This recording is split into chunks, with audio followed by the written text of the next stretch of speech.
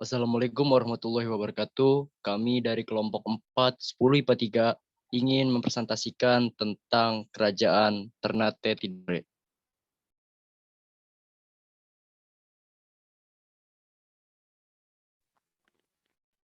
A. Pada latar belakang berdirinya Kerajaan Ternate Tidore pada abad ke-15, para pedagang dan ulama dari Malaka dari Jawa menyebarkan Islam ke Maluku.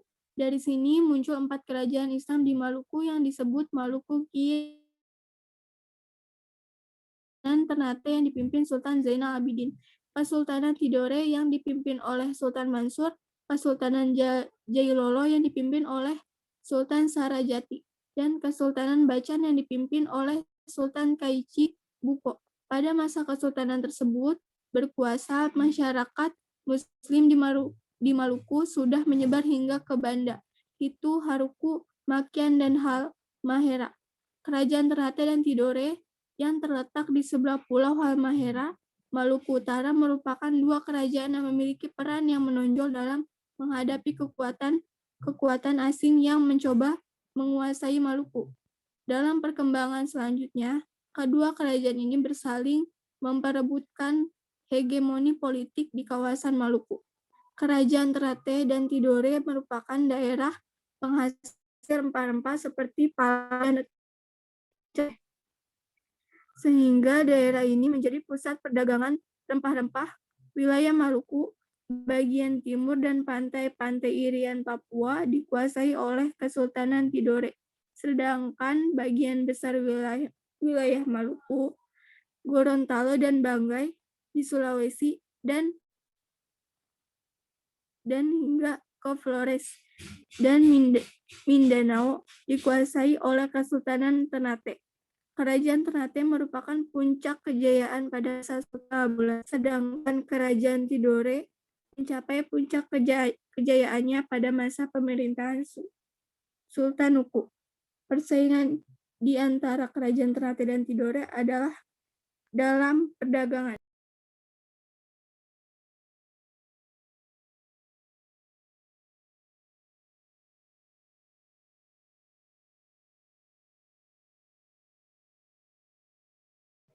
Selanjutnya akan dibacakan oleh Nani.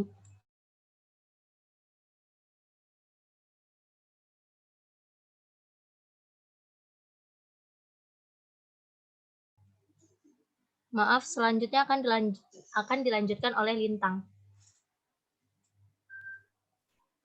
Raja-raja yang berpengaruh dan sepak terjangnya selama menjadi raja di Kerajaan Ternate Tidore. Yang pertama, Kolano Marhum. Kolano Marhum merupakan Raja Ternate ke-18 di Kesultanan Ternate. Beliau pernah mengenyam pendidikan di pesantren Sunan Giri, Gresik. Anaknya bernama Zainal Abidin. Sebelum Kolano Marhum diangkat menjadi raja, anaknya mengadopsi hukum Islam sebagai undang-undang kerajaan dan membangun madrasah. Yang kedua, Sultan Zainal Abidin. Sultan Zainal Abidin adalah Raja Ternate ke-18 yang berkuasa antara 1486 sampai 1500.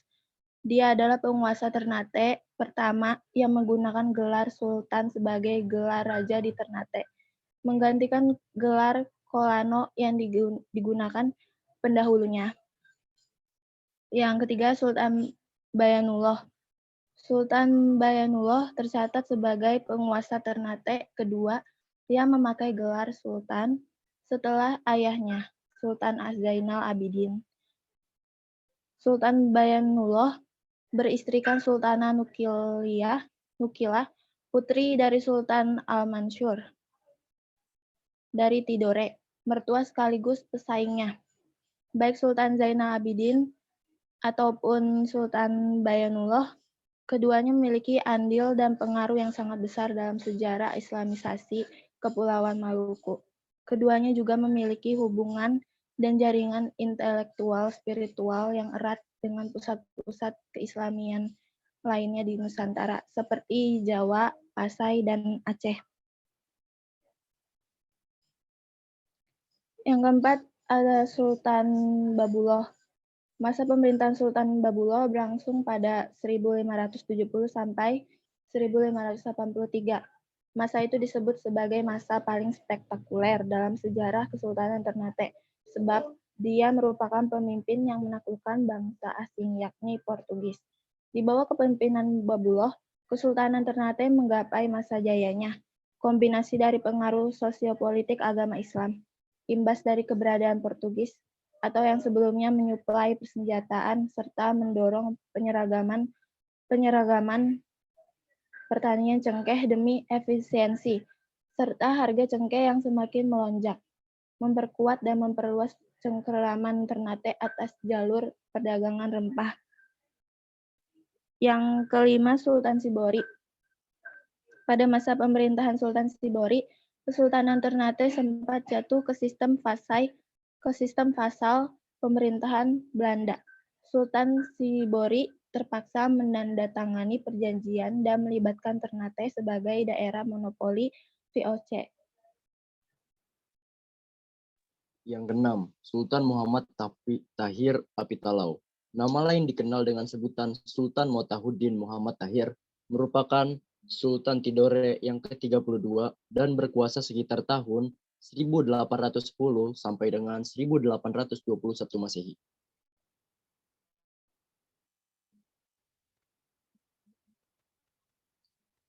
Sebutan Kapitalau merupakan gelar yang diberikan sebagai penghargaan dalam kegigihannya mempertahankan perairan Kepulauan Tidore di masa itu.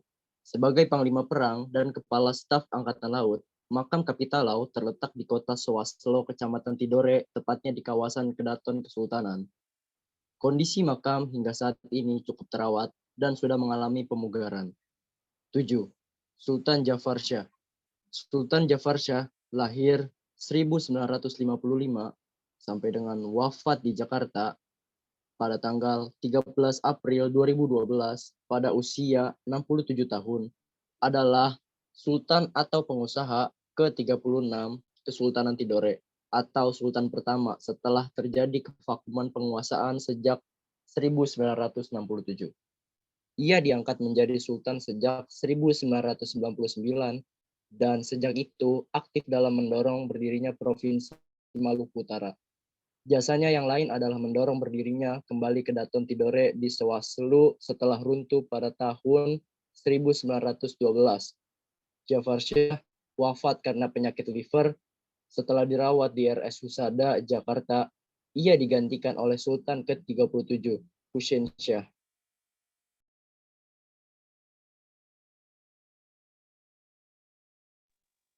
Delapan, Sultan Al-Mansur. Ahmad Al-Mansur merupakan penguasa dinasti Sadi yang paling terkenal dan memiliki pengaruh luas. Tidak hanya di kawasan Afrika, pamornya juga dikenal hingga wilayah Eropa. Sultan Ahmad Al-Mansur dilahirkan di kota Fes pada 1549 dan wafat pada 25 Agustus 1603 di pinggir kota Fes. Ia merupakan putra ketiga dari Muhammad Asyeh, seorang Sultan Maroko.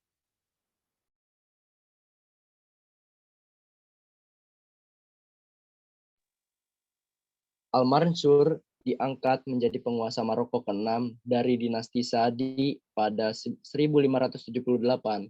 Ia menggantikan saudara kandungnya, Sultan Abu Marwan Abdul Alik Al-Malik Saadi, yang wafat dalam sebuah pertempuran melawan pasukan Portugis di Kisar el-Kebir. Al-Mansur berkuasa hingga wafatnya pada 1603. 9. Nuku Muhammad Amiruddin. Sultan Nuku Muhammad Amiruddin adalah putra kedua Sultan Jamaluddin 1757 sampai 1779 dari Kesultanan Tidore. Dilahirkan pada tahun 1738, nama kecilnya adalah Kaicil Saifuddin. Pada zaman pemerintahan Nuku 1797 sampai dengan 1805, Kesultanan Tidore mempunyai wilayah kerajaan yang luas yang meliputi Pulau Tidore, Halmahera Tengah, Pantai Barat, dan bagian utara Irian Barat, serta Seram Timur. Sejarah mencatat bahwa hampir 25 tahun Nuku bergumul dengan peperangan untuk mempertahankan tanah airnya dan membela kebenaran. Dari satu daerah, Nuku berpindah ke daerah lain dari perairan yang satu menerobos ke perairan yang lain, berdiplomasi dengan Belanda maupun dengan Inggris, mengatur strategi taktik, serta turun ke medan perang. Semuanya dilakukan hanya dengan tekad dan tujuan, yaitu membebaskan rakyat dari cengkraman penjajahan dan hidup damai dalam alam yang bebas merdeka. Cita-citanya membebaskan seluruh kepulauan Maluku, terutama Maluku Utara, dari penjajahan bangsa asing.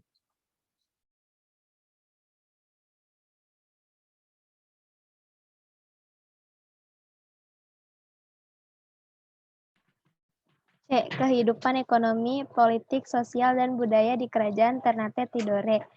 1. Kehidupan ekonomi. Tanah di Kepulauan Maluku itu subur dan diliputi hutan rimba yang banyak memberikan hasil, diantaranya cengkeh, dan di Kepulauan Banda banyak menghasilkan pola.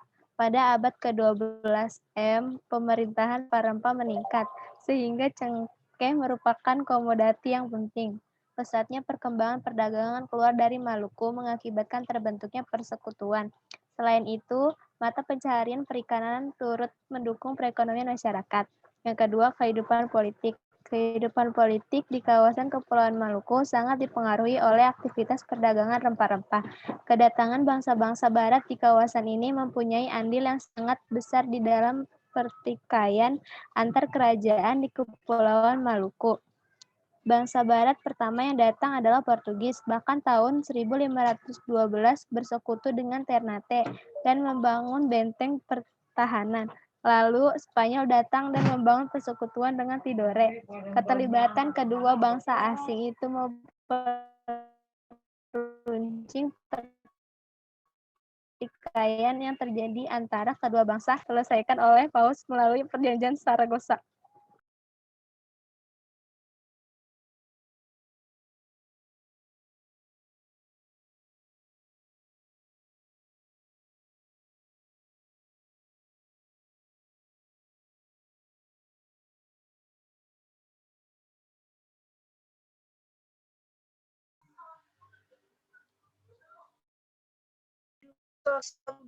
Kehidupan sosial budaya di Kepulauan Maluku diwarnai oleh dua agama, yaitu Islam dan Katolik. Sementara itu, daerah pedalaman masih mempercayai animisme dan dinamisme. Islam masuk ke Maluku dibawa oleh para dai dan pedagang dari Jawa yang datang ke Maluku untuk berdagang rempah-rempah, sedangkan agama Katolik dibawa oleh bangsa Portugis. Dalam perkembangannya, Portugis berhasil mengadu domba rakyat Maluku dengan dasar agama. Tetapi berkat persatuan di antara rakyat Ternate dan Tidore, perbedaan itu bisa diatasi hingga tidak saling mengalahkan. Kita kini masih bisa menyaksikan sisa-sisa kebesaran Islam di Maluku, baik berupa peninggalan masjid, istana, benteng, keraton, dan benda-benda bersejarah lainnya.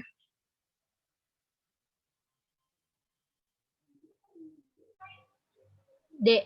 Hasil budaya atau peninggalan kerajaan Ternate Tidore yang mungkin masih bisa ditemukan. Yang pertama itu dari kerajaan Ternate itu Istana Sultan Ternate. Yang kedua Benteng Ternate. Benteng kerajaan Ternate yang dibangun pada tahun 1540 oleh Francisco. Yang ketiga yaitu ada masjid di Ternate, dan yang keempat ada makam Sultan Babullah. Di kerajaan Tidore ini ada Benteng Tidore yang merupakan sebuah sisa dari peninggalan kerajaan Portugis dan Belanda. Yang kedua ini kerajaan Tidore yang berupa keraton dibangun oleh Sultan Muhammad tahun 1812 pada masa pemerintahan Sultan Syahjuan T.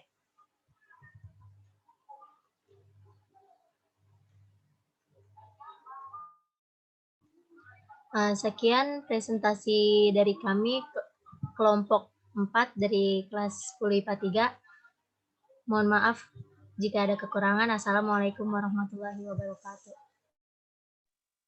Terima kasih.